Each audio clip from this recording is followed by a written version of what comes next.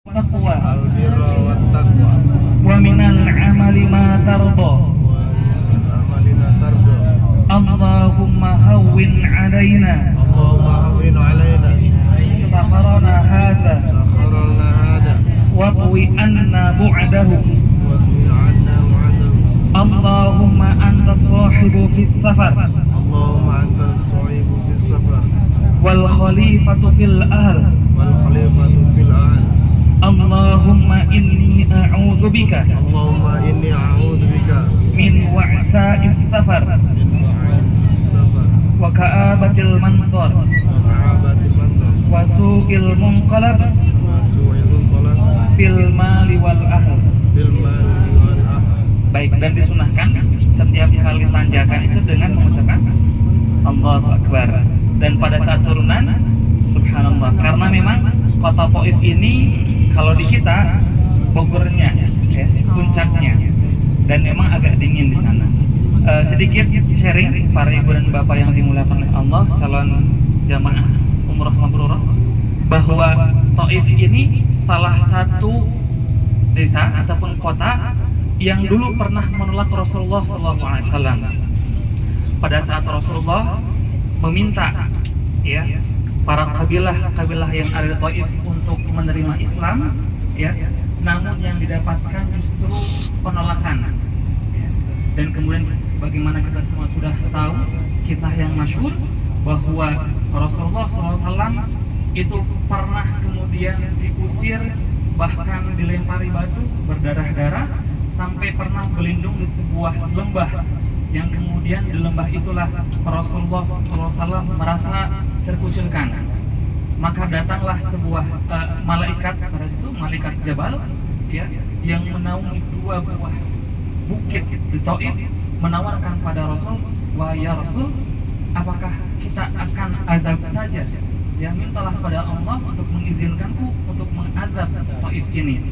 Namun apa kata Rasulullah SAW, dan ini memang Masya Allah sebuah yang Nabi kita tuh rahmatnya dan kesabarannya serta kasih sayangnya melebihi ghadabnya, ya, ataupun murkanya, mendoakan dengan kita semua sudah tahu bahwa innahum qaumun la ya'lamun, bahwa mereka semua adalah kaum yang tidak mengetahui, dan aku berharap kelak ada di antara mereka ataupun anak cucunya yang akan masuk Islam. Nah, kira-kira ibu dan bapak yang dimuliakan oleh Allah Subhanahu wa taala, selang beberapa tahun pun kabilah Taif ini ya mengirimkan salah satu kabilahnya yang kita semua tahu insyaallah ya, Ad-Dausi. Suku Dausi itulah yang kemudian kelak akan melahirkan seorang penghafal hadis setelah Aisyah radhiyallahu anha. Siapa itu? Abu Hurairah, ya, Abu Hurairah Dausi, ya, yang mana kisahnya sudah masyhur sekali kita dengar. Tidaklah Rasulullah SAW kemudian keluar, melainkan Abu Hurairah ada di sana. Sedikit hikmah bahwa Abu Hurairah radhiyallahu anhu itu masuk Islam di umur yang sudah tua memang, dan kemudian membaktikan dirinya, bahkan tinggal di Ahlus Sufah di Madinah, ya, dan menghafalkan hadis bersama dengan sahabat yang lainnya. Selamat menikmati perjalanan, dan jangan lupa untuk selalu bersyukur pada Allah Subhanahu wa taala atas kesempatan yang tidak semua orang pilih. Terima kasih. Punten ibu dan bapak ya.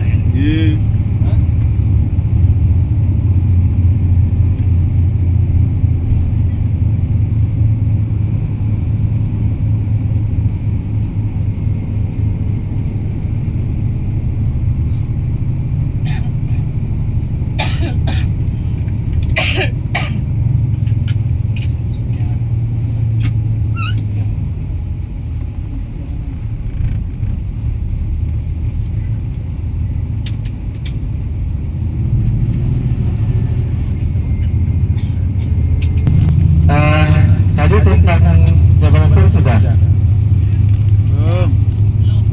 Oh ya, oke. Alhamdulillah Bapak Ibu sekalian. Jadi tadi sudah kita lewati Jabal Sur, yaitu tempat di mana titik utama yang menjadi kunci keberhasilannya Rasulullah SAW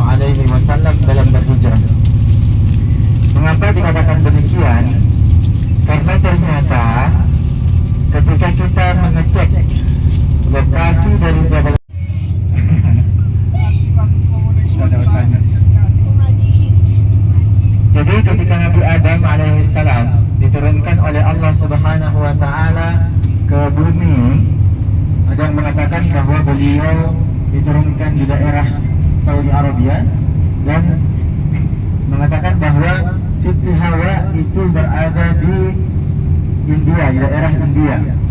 Ada kemudian ada juga yang mengatakan bahwa ya Allah, saya aja kaget.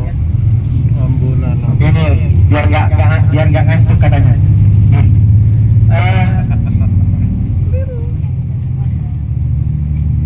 Padang Arafah dinamakan Padang Arafah.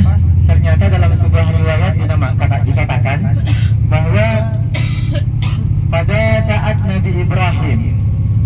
Nabi Ibrahim bertemu dengan malaikat Jibril, beliau diajarkan tentang manasik haji. Jadi diajarkan oleh malaikat Jibril bagaimana sih caranya orang berhaji yang benar. Lalu kemudian ketika dijelaskan oleh malaikat Jibril, barulah kemudian ditanya, Nabi Ibrahim ditanya oleh malaikat Jibril, hal arafta, apakah kamu sudah tahu, apakah engkau sudah mengerti? Lalu kemudian Nabi Ibrahim mengatakan, na'am araftu. Jadi kata araf yang dimana mengerti itu kemudian dijadikan sebagai nama, bahwa tempat ini dinamakan sebagai Arafah.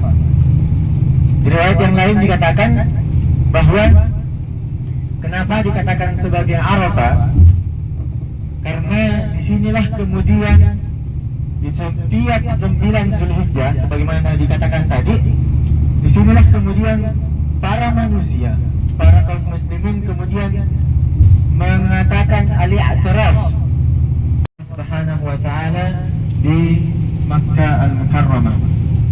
Semoga hari-hari yang tersisa kita manfaatkan, kita maksimalkan, agar kemudian kita tidak menyesali bahwa kita meluangkan, kita meninggalkan begitu banyak kesempatan yang diberikan oleh Allah Subhanahu wa ta'ala, karena tidak selamanya kita dapat ke tempat ini.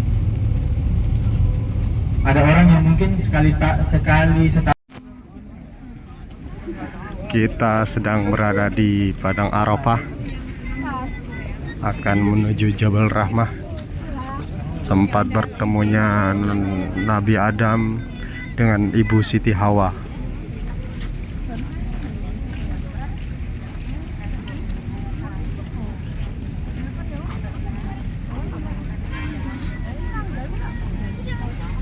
Di tempat ini kalau musim haji sangat penuh sekali. Teman-teman bisa melihat di berbagai link YouTube, ketik saja Padang Arafah saat musim haji. Wah, penuh sekali dengan lautan manusia dari berbagai belahan dunia. Semoga kita semua diberikan kesempatan oleh Allah untuk bisa menunaikan ibadah haji. Amin.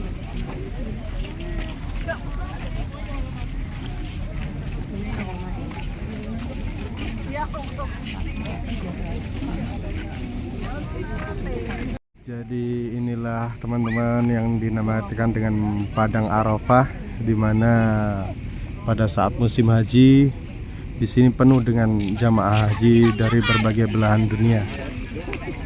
Teman-teman tahu itu ada pohon-pohon dari mana? Kok bisa ada pohon-pohon? Ini semuanya itu berawal mula dari bibit pohon yang dibawa oleh Presiden Soekarno, presiden pertama kita. Jadi ini dinamakan dengan pohon Soekarno.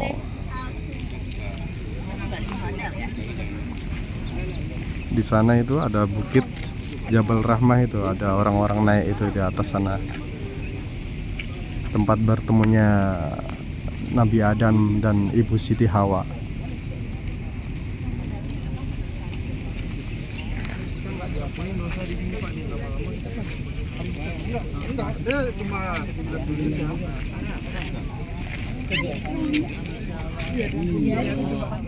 Hari ini kita nggak diampuni dosanya. Digantung. Rombongan 13. Mengampuni segala dosa hambanya. Maka kemudian tadi sebagaimana saya jelaskan bahwa disitulah kemudian para hamba meminta ampun kepada Allah Subhanahu wa taala atas segala kesalahan, atas segala dosa, dan Allah dan juga orang-orang pada saat itu i'tiraf, mengakui segala kesalahan yang pernah ia lakukan. Makanya i'tarafa itu juga yang kemudian dijadikan nama Padang Arafah. Jadi dia memiliki satu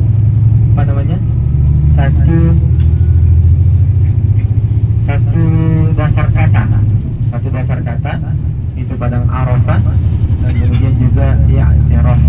Jadi sama-sama artinya mengetahui. Pohon Soekarno, Ini dengar Ustaz. pohon Soekarno itu adalah pohon yang kemudian diwakafkan atau dihadiahkan oleh Presiden Soekarno kepada negara Saudi Arabia. Jadi ketika beliau menuju ke Padang Arafah, beliau melihat, oh kenapa ini sangat tandus. Padahal disinilah kemudian para jemaah haji melaksanakan umrah, melaksanakan ibadah haji. Maka dihadiahkan pohon-pohon itu, lalu kemudian untuk mengurangi suhu yang ada di Padang Arafah. Itu kereta di sebelah kiri kita.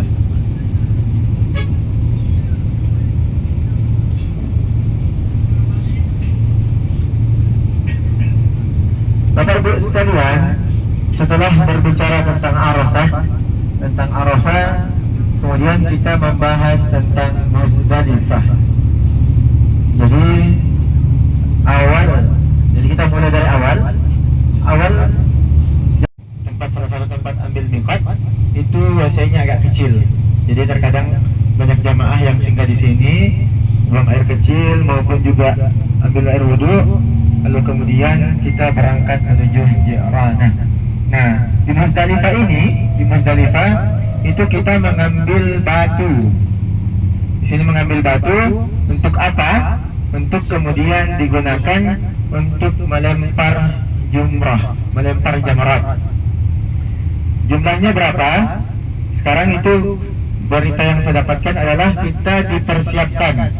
Jadi ada kerjasama antara pemerintah Indonesia dan Saudi Arabia, yang kemudian jamaah haji itu disiapkan kresek kantongan. Setiap kantongan itu isinya 72 kerikil. Jadi jamaah haji ketika turun dari bus itu tidak lagi mengambil dan nyentar-nyentar satu-satu batu, tapi langsung mengambil satu kantong yang kemudian digunakan untuk melempar jamrah di Aqabah sebagai Mina. Jadi kanan kiri ini yang di depan juga sudah ada. Inilah yang ditempati jemaah haji bermalam. Tapi ini adalah Mina Jadid, Mina baru. Ini Mina baru. Kenapa dikatakan sebagai Mina baru?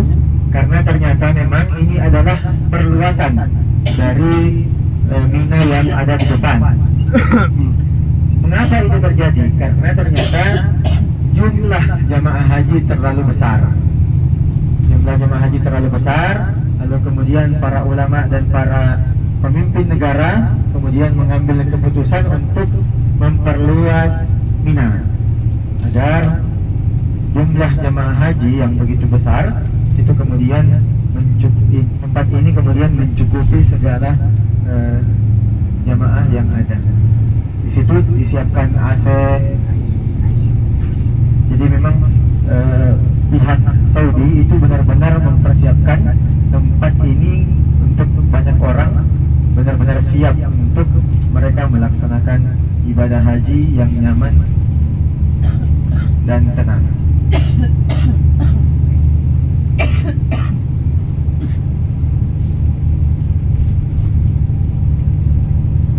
Daerah makan di bukitnya, di ujungnya. Kalau ini yang ada di bagian bawah, itu yang kayak masjid yang kayak kecil tuh. Sebelah kiri itu yang kemudian menjadi monumen menandakan bahwa di tempat inilah Nabi Ibrahim alaihissalam menyembelih anaknya Nabi Ismail. Dan kemudian alhamdulillah, karena Allah Subhanahu wa taala begitu sayang kepada kita semua, Allah tidak benar-benar benar-benar menjadikan Nabi Ismail sebagai sembelihan.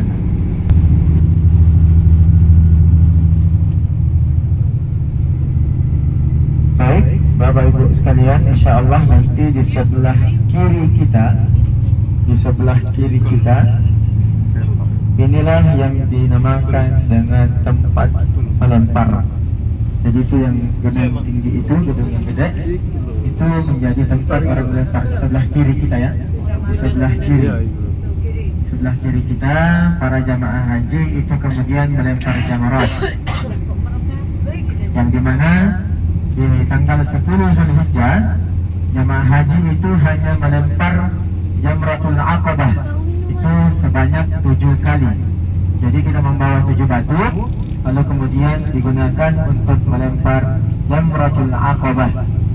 Lalu kemudian di hari yang ke-11, hari yang ke-12 dan hari yang ke-13 bagi yang menginginkan itu akan melempar 21 batu. Karena di sana ada namanya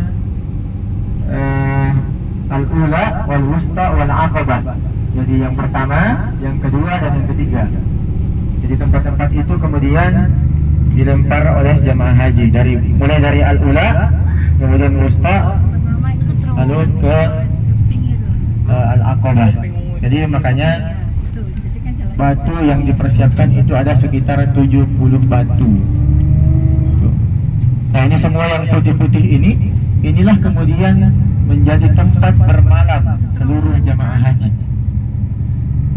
Sini dari awal sana sampai nanti kita ke depan sana, itu kemudian menjadi tempat jemaah haji bermalam. Makanya jangan dianggap bahwa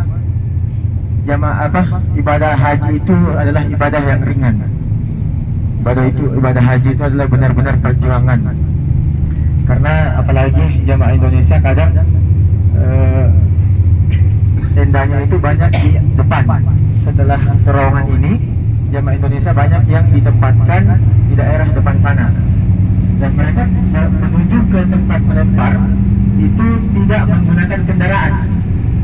Mereka melempar jalan kaki, baik itu berangkat ke tempat melempar maupun ketika pulang ke tempat bermalam.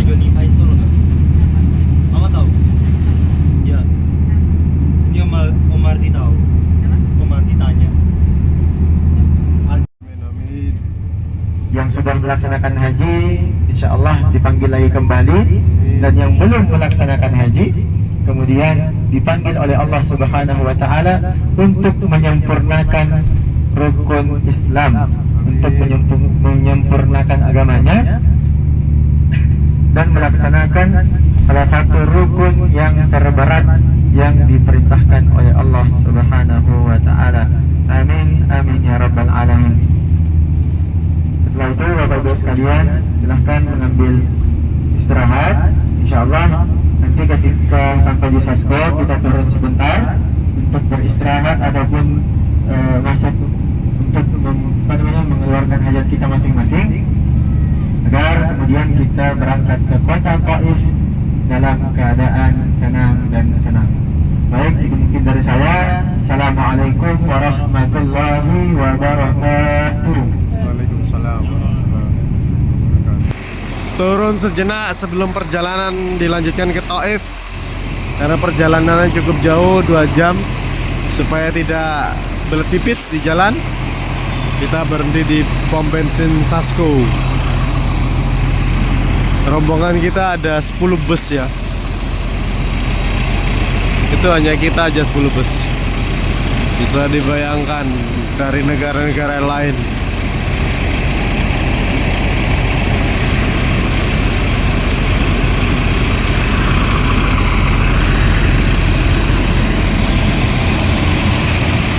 Kita lihat pom bensin di Arab Saudi.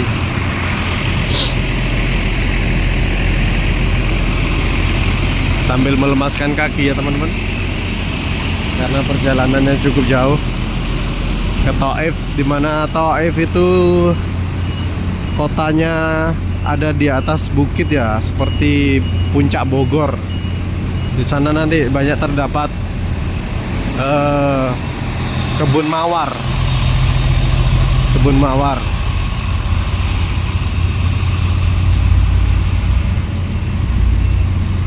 menurut kabar kotanya sangat indah dan cuacanya sangat dingin.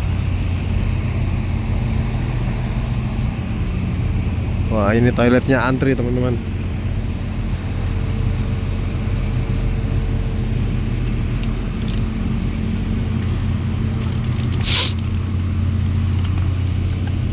Toiletnya antri.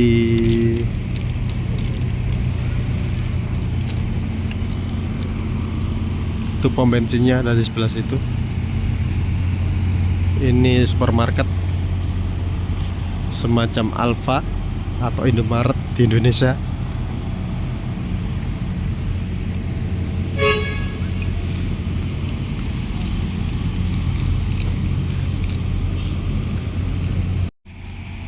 Di Arab Saudi banyak sekali pegunungan ya. Di belakang sana gunung, di sana juga gunung. Pokoknya dikelilingi pegunungan, pegunungan ya tidak seperti pegunungan di Indonesia yang hijau. Di sini pegunungannya coklat, berupa bebatuan. Jadi Nabi Muhammad itu hijrah ke Madinah itu berlawanan arah untuk menipu para musuhnya. Jadi melewati Taif. Perjalanannya sekitar 3 hari dari Makkah ke Madinah. Bisa dibayangkan jauhnya. Oke, kita mau antri dulu ke toilet.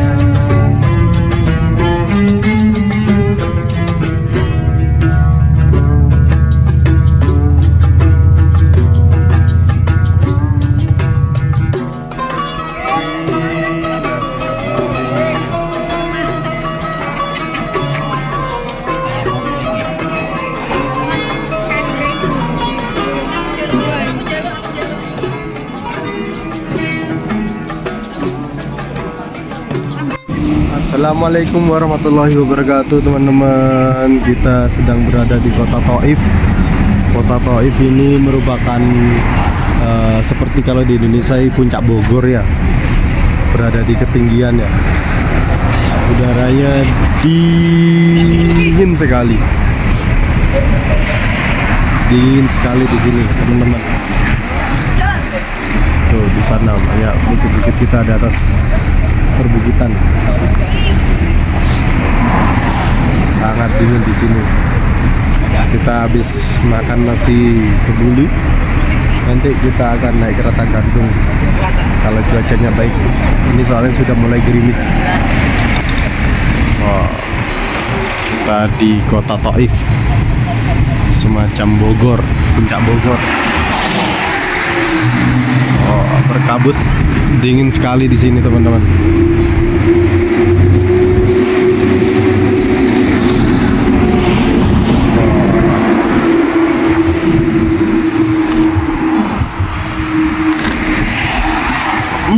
Dingin, lebih dingin dari Madinah ini.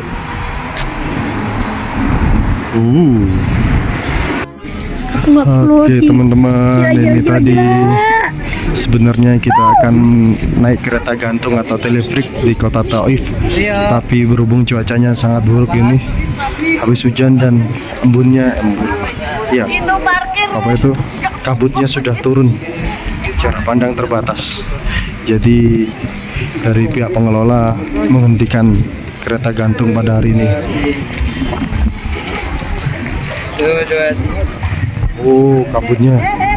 Lihat itu hotelnya jarak 30 meter sudah tidak kelihatan. 1, 2, 3.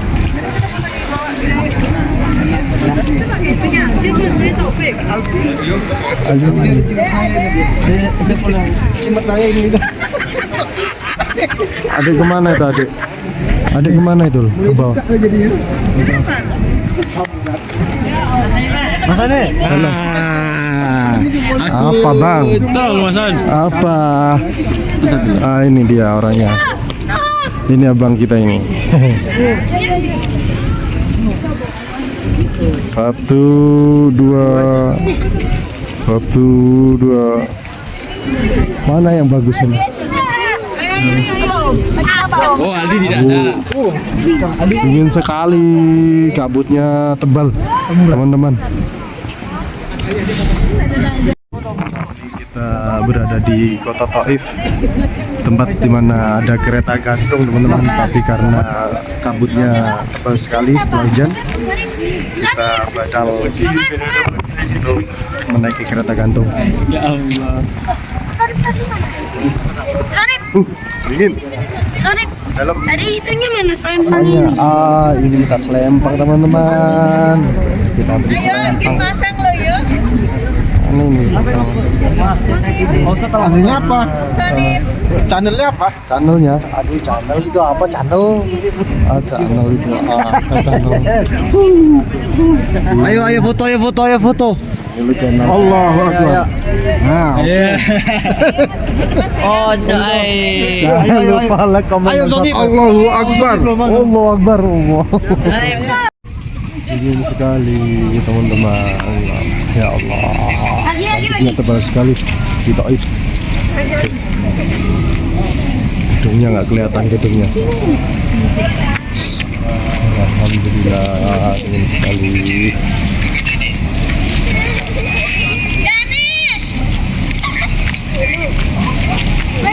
Gagal naik kereta gantung karena cuacanya buruk, kabutnya tebal. Ya, Pengelolanya menghentikan pengoperasian sementara. Besok pagi baru dibuka lagi. Lihat tuh. Enggak, itu yang cewek itu. Tuh daftar untuk teleferiknya, daftar harganya 100 SR ya. Untuk anak-anak 80 SR. Wow, ada unta. Jangan dong. Ada unta.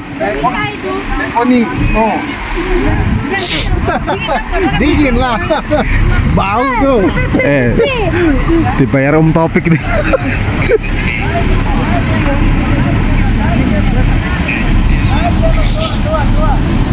Nun. unta. Ada unta teman-teman. Ini untanya nggak kedinginan. Unta, kamu kak kedinginan unta? Dingin sekali onta. Oh, onta. Indonesia. Di sini ada nggak kelihatan. Indonesia. Ayo. Udah 10 real. Ustaz.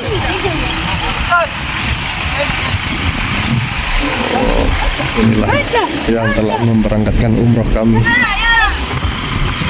Semoga diberikan keberkahan keluarganya, dikabulkan semua hajatnya.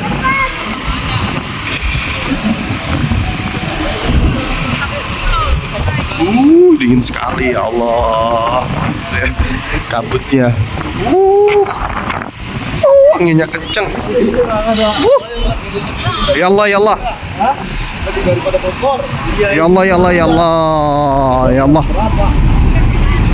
Ya Allah, dingin sekali ya Allah.